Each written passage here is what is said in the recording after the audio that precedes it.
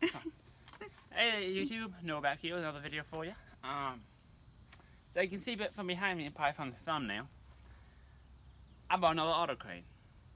You might be asking, why in the world do you need another auto crane? My wife asked me the same thing. She still ain't sure, and I still not sure, but I bought it. So, what it is it's a, come over here, I'll show you the model number. Don't really know if that's going to be helpful to you, because this apparently, auto crane says this is, incompatible, obsolete machine, so that's always great to hear. But basically what this is a 2,400 pound auto crane. It does extend out to about the same, a little bit less than that length there. So it's a nice little boom, little crane. I drove probably way too far to go get this thing. We drove out to Asheville, which is about 3 hours away. Me and my brother did. 4 hours. 3 or 4. Something. Okay, 4.5 actually. 4.5. I don't know. It was just a whole day of driving. That's all I know. But we picked this thing up. Found it on Craigslist. And then the other odd part about this crane, everything. Well, I'm gonna back this up a little bit. Getting ahead of myself. This is a. The odd part about this crane is it is an auto crane, but it's 120 volts. It's not a 12 volt like my other one or like most any other auto crane.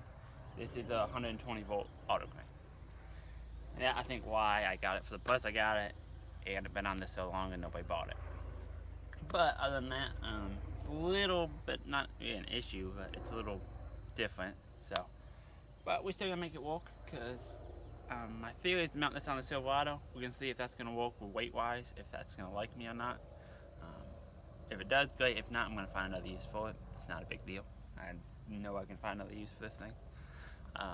But if I have the welding machine in the Silverado, there's my 110 power all day long. Could do an inverter or something, but that's just a lot of, for the amount this draws, that might be a little excessive. And I'll probably just kill alternators and stuff. So, anyway, I'll show you all this a little bit, just do a little walk around. Like I said, it's a 110 version.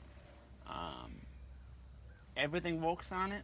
I will show y'all, but I don't feel like getting all that stuff out. I'm gonna make a video of me mounting this or using it on something, so I'll go more in depth on that. But yeah, it's a hydraulic rotate, hydraulic lift, and then the winch is electric. There's a winch at that base down there. It is a lighter crane compared to my other one.